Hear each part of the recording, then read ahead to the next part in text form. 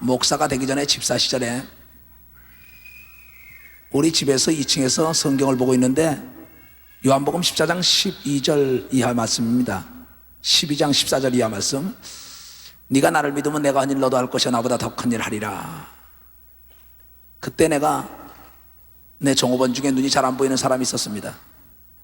그것을 보고 밤이 빨리 아침이 오기를 기다리고 있어요. 새벽 2시에 그걸 보고.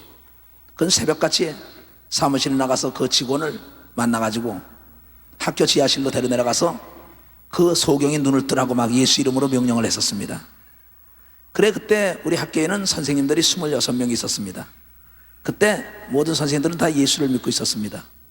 나도 예수를 믿었지만은 그네들도 예수를 다 믿고 있었는데 나보고 그네들은 표현하기를 우리 이사장은 정신이 좀 돌았다, 잘못됐다 이렇게 표현을 하더라도 내가 주인이니까 말은 못하고 수군덕거리기 일쑤였었습니다. 그든 내가 아침 일찍 나가서 거기 수의로 일을 하고 있는 그 청년의 눈을 뜨게 한다고 지하실에서 아우성을 치니 얼마나 우스꽝스럽겠어요. 그러나 1시간 가까이 계속 예수 그리스도의 이름으로 소경한 눈을 뜰지어다 하고 소리를 질렀습니다. 그 사람은 나는 자기의 주인이고 자기는 나의 밑에 있는 종업원으로 있으니까는 그냥 말은 들었는지 모르지만은 성경을 가지고 그랬습니다. 이 성경이 사실인 걸 믿느냐? 믿는다고 그는 얘기했습니다. 그래 믿으면 우리 소경이 눈을 떠야 될 거 아니냐? 예수 믿고 천국 간다는 것만 믿을 게 아니라 이 성경이 전체적으로 다 이루어져야 될 거 아니냐?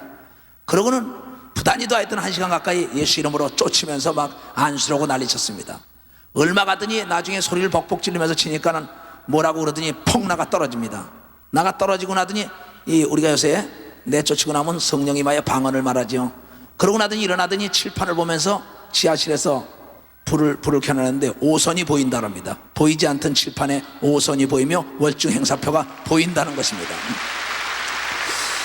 그래 그걸 가지고 올라와서 사무실에서 자, 이 성경은 사실이다. 그래 많은 사람들이 웃다가 그 지금 사무실에 있던 선생 하나는 믿었죠. 그 모든 사람이 웃다가 이게 어떻게 된 거냐 이게야. 예수 그리스도는 어제나 오늘이나 영원토록 동일하다. 이 말씀은 믿는 자를 통해서 역사가 일어난다. 그래가지고 그때부터 더 미쳤습니다. 미치면서 산으로 덜러 뛰었습니다. 뭐 친구들 만나는 대로 아니면 내가 술을 좋아했기 때문에 술집도 다 찾아다녔습니다.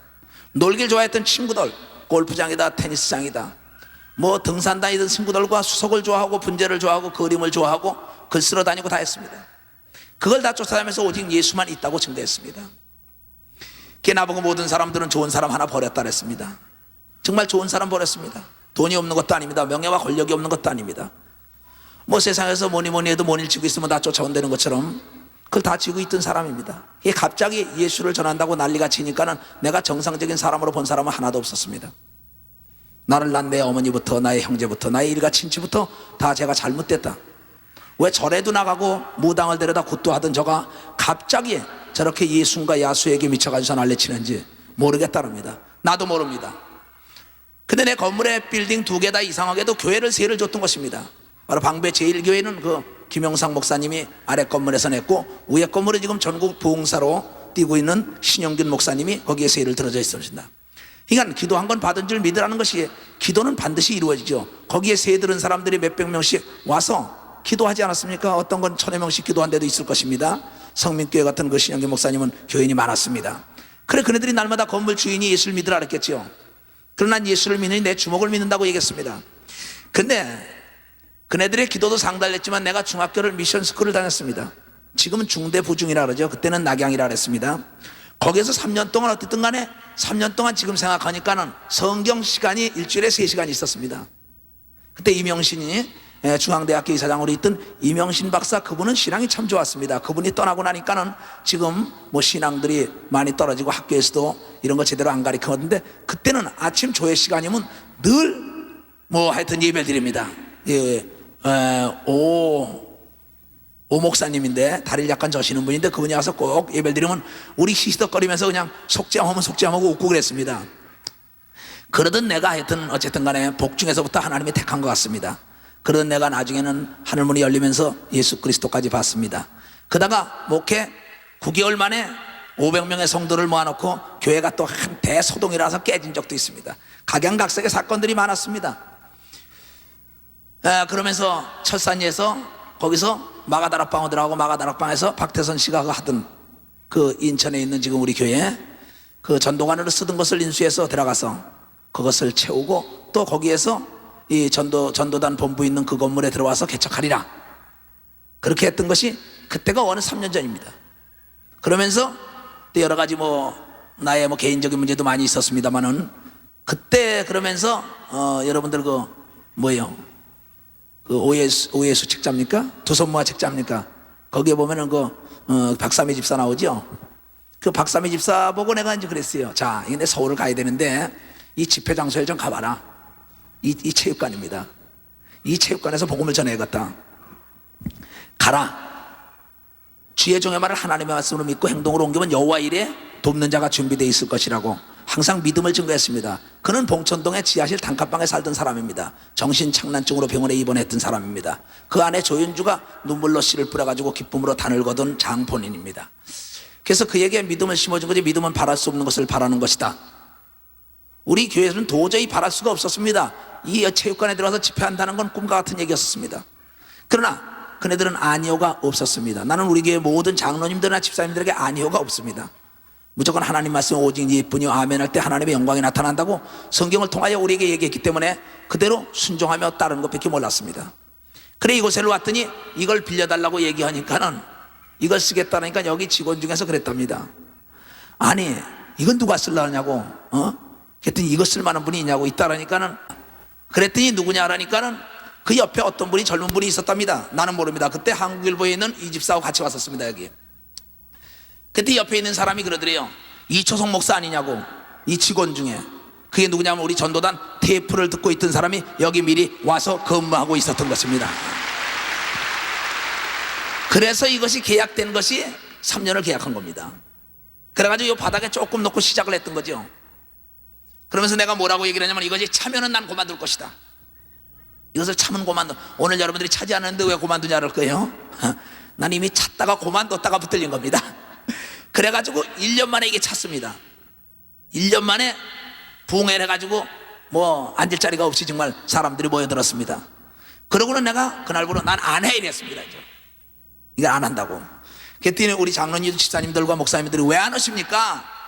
3년을 계약했는데 3년을 해야 될 거 아니냐고. 왜 약속을 안 지키냐고. 그래 내 입에서 그 순간에 뛰어나오는데 하나님이 나에게 지혜를 주셨습니다.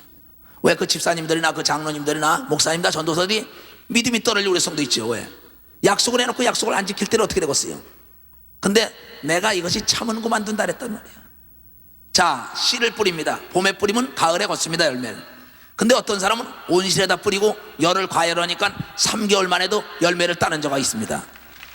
그렇죠? 그래서 3년을 계약했지만은 1년 만에 차지 않았느냐? 그게 나는 약속을 지킨 거다. 늦게 된 자가 먼저 된다 그러지 않냐?